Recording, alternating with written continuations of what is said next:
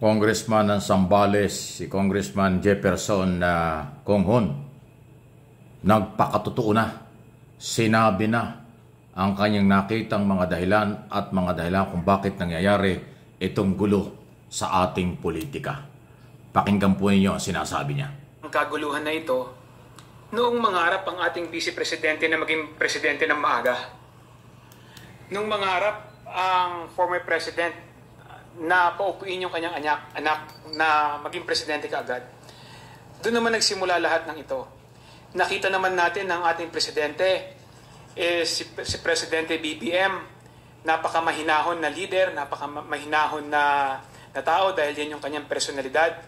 Hindi pumapatol sa kahit anumang usapin na tingin niya makakasakit, no, sa ekonomiya ng ating bansa. Nakita naman natin ang pagtatrabaho ng ating presidente kasama ng ating speaker. Wala silang ibang gustong mangyari kundi umangat, no, ang kabuhayan ng ating mamamayan.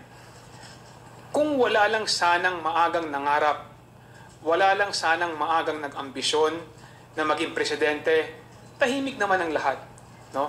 So, yung mga nangyayaring usapin na ito ngayon, alam naman natin pare-parehas kung ano yung pinagmulan, no? Ayun. So, malinaw.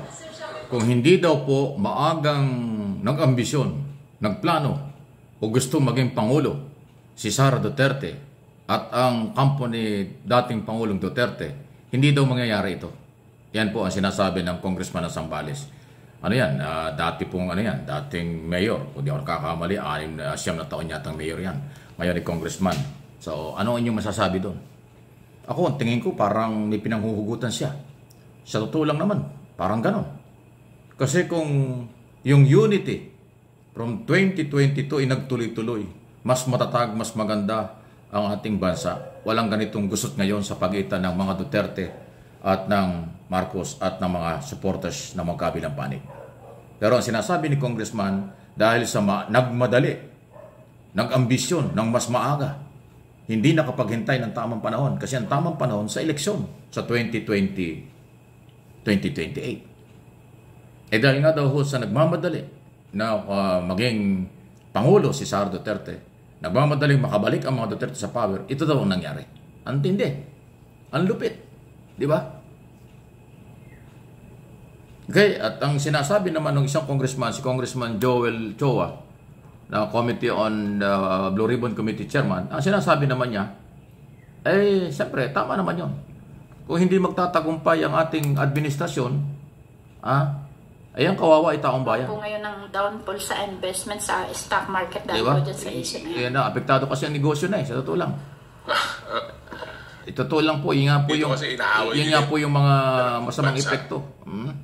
Pagka hindi nga ho talaga naging maayos, may mga epektong hindi maganda. Okay? Economic. May epekto sa ekonomiya talaga. Team. Kaya lang po, ako po bilang isang mambabatas, ako po kasi naniniwala na lahat po tayo, people have spoken, nagsalita na po ang tao noong eleksyon.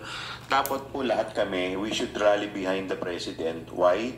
Because kung ang presidente po ay naging matagumpay, ang bansa po natin na makikinabang, and it will redound to the benefit of the people.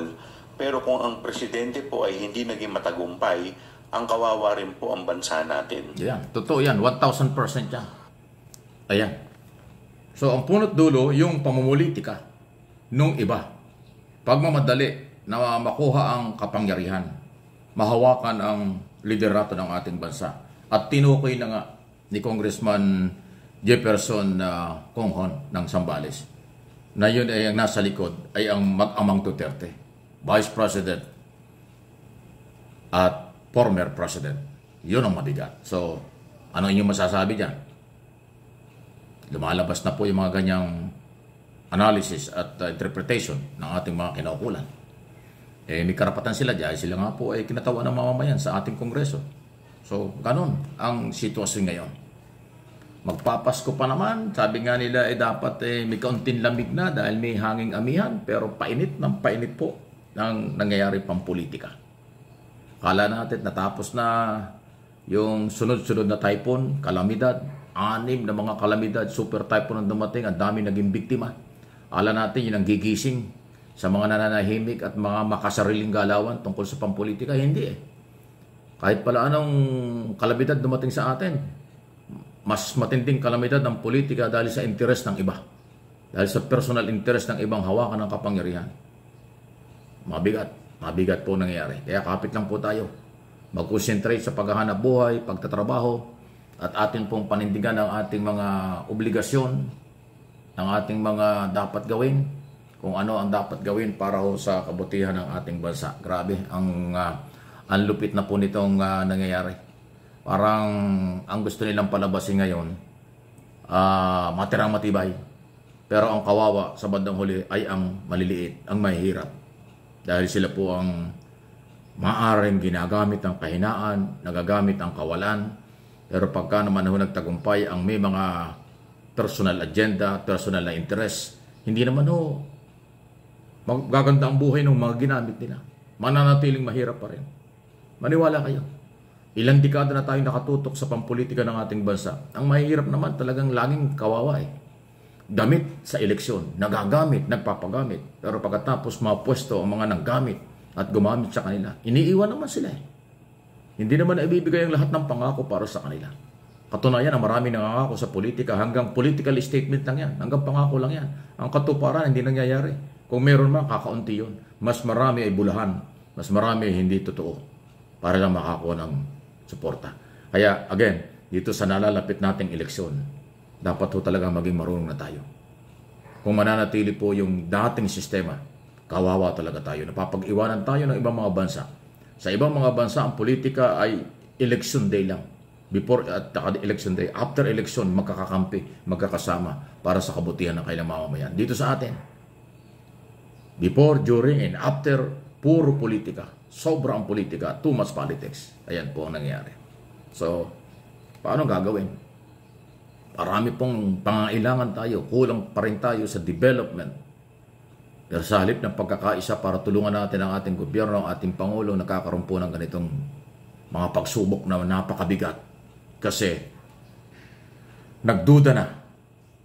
Nahihirapan natin kumbinsihin ng mga foreign investor at mga turista pumasok ng bansa dahil merong mainit na pampolitika. Dahil pumutok, pinag-usapan sa international media at international community ang plano ng pangalawang Pangulo, hindi lang plano at inuutos na dapat gawin kapag daw may nangyari sa kanya. Mahirap i-justify yun. Ibig sabihin ng Vice President, pag may nangyari, halimbawa ay sinadya niya kung paano mawala ang buhay niya o na-aksidente siya kung ano, hindi malinaw eh. Pag nawala siya, yung inutos niya na nag-commit, gagawin na ang paghihigantihan ng Pangulo, First Lady at Speaker of the House. Napakaseryoso. Hindi ba? Kaya nga meron nag-commit na ng crime eh. Meron na yung pag-uutos at pag-commit ng magtatrabaho na utusan. Crime na po yun. Talagang ebidensya matibay yun. Pero hinaharangan ng iba. Wow! Ano po inyong masasabi?